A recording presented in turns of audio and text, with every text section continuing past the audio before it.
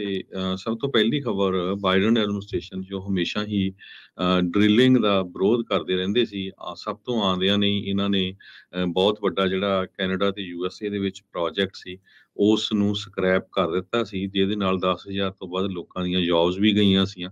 ਤੇ ਅੱਜ Biden administration ਨੇ ਅਲਾਸਕਾ ਦੇ ਵਿੱਚ ਇੱਕ ਬਹੁਤ ਵੱਡਾ ਪ੍ਰੋਜੈਕਟ ਆ ਜਿਸ ਨੂੰ ਵਿਲੋ ਕਰਕੇ ਜਾਣਿਆ ਜਾਂਦਾ, ਵਿਲੋ ਆਇਲ ਪ੍ਰੋਜੈਕਟ, ਉਸ ਨੂੰ ਅਪਰੂਵ ਕਰ ਦਿੱਤਾ ਹੈਗਾ ਆ।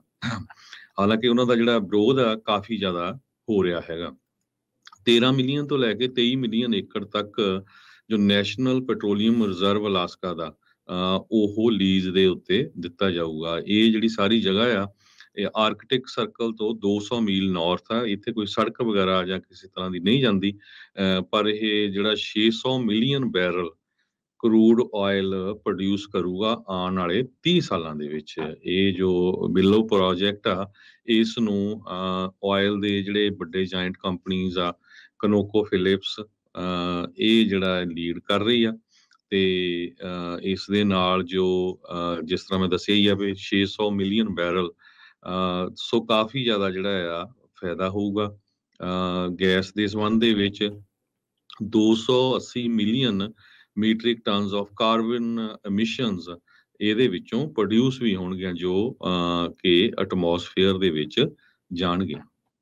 ਜੀ ਬਿਲਕੁਲ ਹਰਜੋਤ ਸਿੰਘ ਜੀ, ਇਸੇ ਦੇ ਨਾਲ 5 ਸਾਈਟਾਂ ਚੋਂ 3 ਸਾਈਟਾਂ ਦੀ ਇਹਨਾਂ ਨੇ ਪ੍ਰਵਾਨਗੀ ਦਿੱਤੀ ਆ ਤੇ ਬਾਕੀ ਨਾਲ ਦੇ ਨਾਲ ਕਈ ਜਿਹੜੀਆਂ ਇਹਨਾਂ ਨੇ ਰੋਕੀਆਂ ਵੀ ਹੈਗੀਆਂ ਆ। ਕੁਛ ਜਿਹੜਾ ਇਹ ਦੱਸਿਆ ਜਾ ਰਿਹਾ ਹਰਜੋਤ ਸਿੰਘ ਜੀ ਵੀ 13 ਮਿਲੀਅਨ ਏਕੜ ਦੀ ਜਿਹੜੀ ਲੈਂਡ ਆ ਨੈਸ਼ਨਲ ਪੈਟਰੋਲੀਅਮ ਰਿਜ਼ਰਵ ਵਾਲੀ, ਇਸ ਦੇ ਵਿੱਚ ਇਹਨਾਂ ਨੇ ਜਿਹੜੀ ਰੋਕ ਵੀ ਜਿਹੜੀ ਉਹ ਲਾਈ ਆ ਵੀ ਇੱਥੇ ਡਰਿਲਿੰਗ ਆ ਉਹ ਨਹੀਂ ਹੋਊਗੀ, ਇਨਡੈਫੀਨੇਟਲੀ ਬਲੌਕ ਕਰ ਦਿੱਤੇ ਆ millions of acres of land water ਜਿਹੜੀ ਫਿਊਚਰ ਆਇਲ ਡਰਿਲਿੰਗ ਤੋਂ। ਇੱਕ ਪਾਸੇ ਇਹ ਰੋਕ ਰਹੇ ਆ, ਦੂਜੇ ਪਾਸੇ ਜਿਹੜਾ ਆ ਇਸ ਨੂੰ ਅਪਰੂਵਲ ਜਿਹੜਾ ਆ ਉਹ ਦੇ ਰਹੇ ਹੈਗੇ ਆ।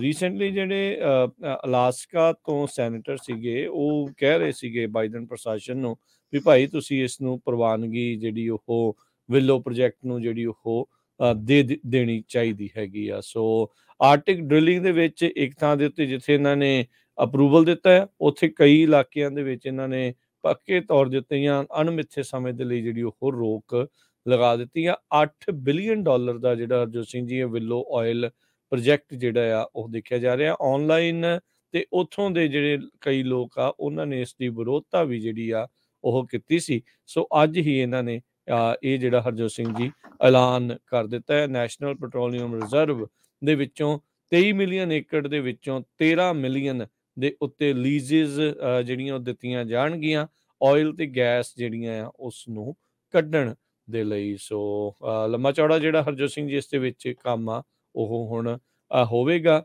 ਜਿੱਦਾਂ ਤੁਸੀਂ ਪਹਿਲਾਂ ਦੱਸਿਆ ਵੀ ਜਿਹੜਾ ਕੀਸਟੋਨ ਐਕਸਲ ਪਾਈਪਲਾਈਨ ਸੀ ਉਹਦੇ ਰੱਦ ਹੋਣ ਦੇ ਨਾਲ ਕਈ ਜੋਬਾਂ ਜਿਹੜੀਆਂ ਉਹ ਨਿਕਲੀਆਂ ਆ ਉਹ ਬੰਦ ਹੋਈਆਂ ਆ, ਤੇ ਆਪਾਂ ਦੇਖਿਆ ਵੀ ਤੇਲ ਦੀਆਂ ਕੀਮਤਾਂ ਕਿੱਦਾਂ ਜਿਹੜੀਆਂ ਉਹ ਵਧੀਆਂ। ਆਪਾਂ ਬਾਹਰਲੇ ਮੁਲਕਾਂ ਤੋਂ ਜਿਹੜਾ ਉਹ ਤੇਲ ਜਿਹੜੇ ਉਹ ਲੈਂਦੇ ਰਹੇ, ਤੇ ਐਨਰਜੀ ਇੰਡੀਪੈਂਡੈਂਸ ਦੇ ਲਈ ਇਹ ਜਿਹੜੀਆਂ ਚੀਜ਼ਾਂ ਕਿਤੇ ਨਾ ਕਿਤੇ ਇਹ ਜ਼ਰੂਰੀ ਨੇ। ਤੇ ਪਰ ਇੰਟੀਰੀਅਰ ਮਿਨਿਸਟਰ ਇਹ ਵੀ ਨਾਲ ਦਾਅਵਾ ਕਰ ਰਹੇ ਆ ਵੀ ਹੁਣ ਤੱਕ ਦਾ ਸਭ ਤੋਂ ਤੇਜ਼ੀ ਤੇ ਅਗਰੈਸਿਵ ਜਿਹੜਾ ਇਹਨਾਂ ਨੇ ਕਹਿ ਲਓ ਵੀ ਕਲਾਈਮੇਟ ਆਪਣਾ ਏਜੰਡਾ ਹੈਗਾ ਆ ਉਸ ਨੂੰ ਤੇਜ਼ੀ ਦੇ ਨਾਲ ਜਿਹੜਾ ਆ ਉਹ ਡਿਲੀਵਰ ਕਰ ਰਹੇ ਆ। ਇੱਕ ਪਾਸੇ ਰੋਕਾਂ ਤੇ ਇੱਕ ਪਾਸੇ ਜਿਹੜੀ ਆ ਉਹ ਲੀਜ਼ਸ ਅਪਰੂਵ ਕੀਤੀਆਂ ਗਈਆਂ ਨੇ। ਜੀ, ਪ੍ਰੈਜ਼ੀਡੈਂਟ ਓਬਾਮਾ ਨੇ ਆਰਕਟਿਕ ਓਸ਼ਨ ਦੇ ਵਿੱਚ ਬਿਊਫੋਰਟ ਚੱਕਸ਼ੀ ਸੀਜ਼ ਦੇ ਜੋ ਏਰੀਆ ਸੀ ਕੁਝ ਪੋਰਸ਼ਨ ਉਹਨਾਂ ਦੇ ਉੱਤੇ ਡਰਿਲਿੰਗ ਬੈਨ ਕੀਤੀ ਸੀ। 1953 ਵਾਲਾ ਜੋ ਲਾਅ ਆ ਉਸ ਨੂੰ ਯੂਜ਼ ਕਰਕੇ ਵੀ ਪ੍ਰੈਜ਼ੀਡੈਂਟ ਬਲੌਕ ਕਰ ਸਕਦਾ ਹੈਗਾ ਸੇਲ ਆਫ ਆਫਸ਼ੋਰ ਡਰਿਲਿੰਗ ਤੇ ਮਾਈਨਿੰਗ ਰਾਈਟਸ ਨੂੰ। ਪ੍ਰੈਜ਼ੀਡੈਂਟ ਟਰੰਪ ਨੇ ਸਾਰਾ ਕੁਝ ਬਾਅਦ ਦੇ ਵਿੱਚ ਖੋਲ ਦਿੱਤਾ ਸੀ coastal waters of United States for oil ਤੇ ਗੈਸ ਡਰਿਲਿੰਗ ਦੇ ਲਈ, ਜਿਹੜੇ ਪ੍ਰੋਟੈਕਟ ਵੀ ਕੀਤੇ ਗਏ ਸੀ ਓਬਾਮਾ ਐਡਮਿਨਿਸਟ੍ਰੇਸ਼ਨ ਵੱਲੋਂ। ਪ੍ਰੈਜ਼ੀਡੈਂਟ ਬਾਈਡਨ ਉਹਨਾਂ ਨੇ ਅਨਾਉਂਸ ਕੀਤਾ ਆ ਵੀ ਕੋਈ ਨੰਬਰ ਆਫ ਸਾਈਟਸ ਜਿਹੜੇ ਅਲਾਸਕਾ ਦੇ ਵਿੱਚ ਆ ਜਿਹਦੇ ਵਿੱਚ Teshekpuk Lake, Utukok uplands, Colville river, Kasegaluk lagoon, Peard Bay special areas ਜੋ ਆ ਉਹ ਉੱਥੇ ਜਿਹੜਾ ਬੈਨ ਲਾਇਆ ਗਿਆ ਹੈਗਾ ਆ। ਸੋ ਇਹਦੇ ਸੰਬੰਧ ਦੇ ਵਿੱਚ ਇੱਕ ਜੋ ਫਰੈਂਕ ਮੈਚੀਓਰੋਲਾ ਆ vice president American petroleum institute ਦੇ, ਉਹਨਾਂ ਨੇ ਇਹ ਕਿਹਾ ਹੈ ਵੀ ਹੁਣ ਵਾਲੀ એનર્ਜੀ ਕ੍ਰਾਈਸਿਸ ਦੇ ਵਿੱਚ ਬਾਈਡਨ ਐਡਮਿਨਿਸਟ੍ਰੇਸ਼ਨ ਨੂੰ ਫੋਕਸ ਕਰਨਾ ਚਾਹੀਦਾ ਯੂਐਸ ਦੀ એનર્ਜੀ ਦੀ ਸਿਕਿਉਰਿਟੀ ਤੇ ਹੋਰ ਅਲਾਸਕਾ ਦੇ ਜਿਹੜੇ ਪਰਿਵਾਰ ਆ ਉਹਨਾਂ ਦੇ ਲਈ ਨਾਲ ਰਲ ਕੇ ਖੜਨ ਦੇ ਲਈ। ਜੀ ਜੀ ਬਿਲਕੁਲ। ਚਲੋ ਦੇਖੋ ਇਸ ਦੇ ਵਿੱਚ ਅੱਗੇ ਹੁਣ ਹੋਰ ਅੱਗੇ ਕੀ ਜਿਹੜਾ ਉਹ ਬਣਦਾ ਆ, ਪਰ ਨਵਾਂ ਜਿਹੜੀ ਚਰਚਾ ਆ ਉਹ ਜਿਹੜੀ ਜ਼ਰੂਰ ਇਸ ਦੇ ਬਾਬਤ ਸ਼ੁਰੂ ਹੋ ਚੁੱਕੀ ਹੈਗੀ ਆ। ਅਗਲੀ ਜਿਹੜੀ